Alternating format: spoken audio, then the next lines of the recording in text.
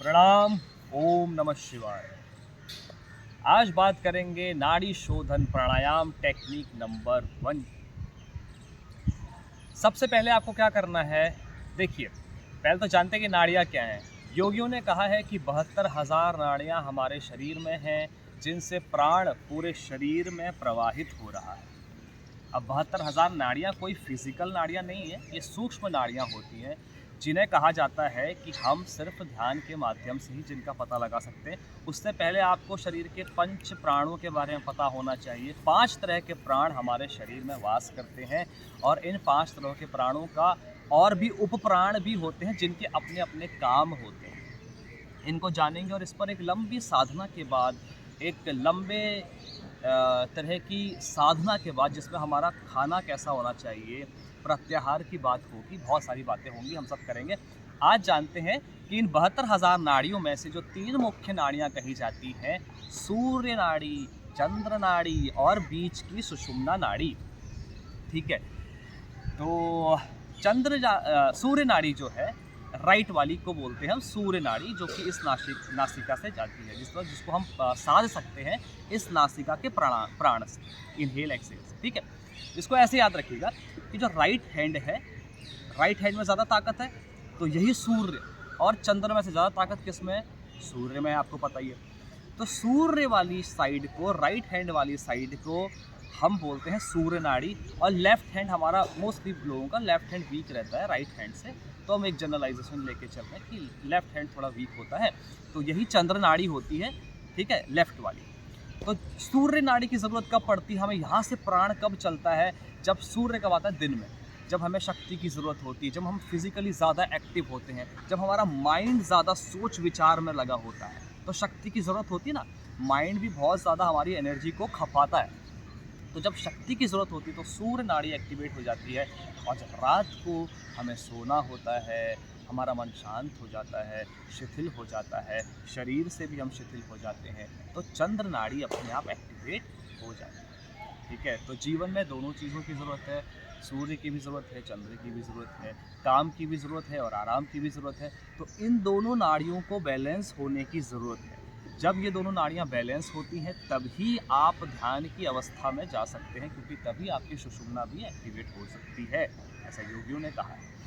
ठीक है, और धारणा, ध्यान और समाधि भी तभी होती है। ठीक है, तो आज हम जाते हैं टेक्निक नंबर 1, कैसे नाड़ियों को बैलेंस करें। नाड़ी शोधन प्राणायाम, नाड़ी की शुद्धि कैसे करें?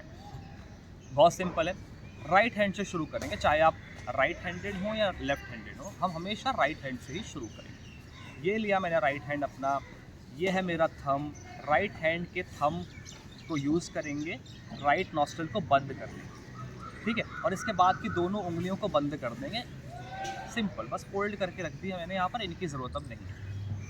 ठीक है, अब देखिए मैंने बंद किया राइट नॉस्ट्रिल को, शोल्डर एकदम रिलैक्स है, आंखें बंद कर दीजिए, श्वास पर ध्यान रखिए और लेफ्ट से श्वास को अंदर आने दीजिए,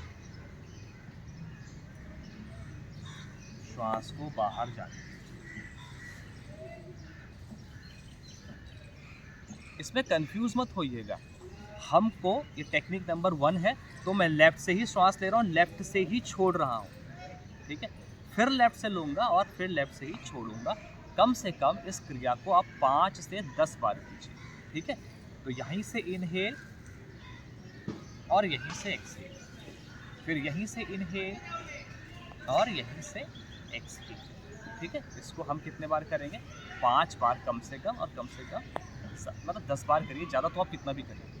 ठीक है, अच्छा एक चीज़ का और आपको ध्यान रखना है, रेशियो का ध्यान रखना है। रेशियो मतलब, मान लीजिए कि आपने 3 सेकंड में श्वास को अंदर भरा है, 1 2 3 में पूरी श्वास अंदर भर गई आपके फेफड़ों में, पेट में, तो 3 में ही उसको आप खाली करने की कोशिश कीजिए। ठीक है, 3 में ही 3 2 एंड 1 पूरा एक्सहेल करें। ये होता है रेशियो, 3 काउंट में सांस लेना, 3 काउंट में छोड़ना।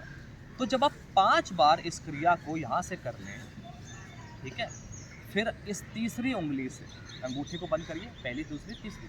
पहली दूसरी तो हमने बंद की हुई थी, तीसरी से हमने लेफ्ट नॉस्ट्रिल को कर लिया बंद, और फिर हमने सेम प्रक्रिया लेफ्ट नॉस्ट्रिल से की, राइट से की। राइट से श्वास भरी, और राइट से ही खाली कर दी, फिर राइट से भरी, फिर राइट से खाली कर दी, फिर राइट से भरी और राइट से ही खाली कर दी। ठीक है, 5 बार आपने लेफ्ट से इनहेल एक्सलेशन किया, फिर लेफ्ट को बंद करके 5 बार आपने राइट से इनहेल और एक्सहेल किया, तब जाके ये क्रिया हो गई पूरी। ठीक है, ये थी टेक्निक नंबर 1। ठीक है, कुछ कन्फ्यूजन हो तो वीडियो को दोबारा देखें। ठीक है, इसके बाद एक चीज़ और आपको बता देता हूँ जाते जाते। रेशियो की बात तो मैंने कर ली कि रेशियो बराबर रखिएगा, जितनी बार आप इनहेल करें उतनी बार में ही एक्सहेल करें, काउंट करते रहिए मन में, इजीली आराम से। देखिए, या सामने वो वॉल क्लॉक होती है ना, उसके पास बैठ जाइए, उसको देख के कर लीजिए, और मन की गिनती कर सकते हैं, आँख बंद करके कर सकते हैं, ज़्यादा बेहतर रहेगा। ठीक है, और दूसरी चीज़ मैं आपको बता रहा था, हाँ, नासाग्र मुद्रा के बारे में बताता हूँ। तो हमने इसको बेंड किया था ना, ये 2 उंगलियों को।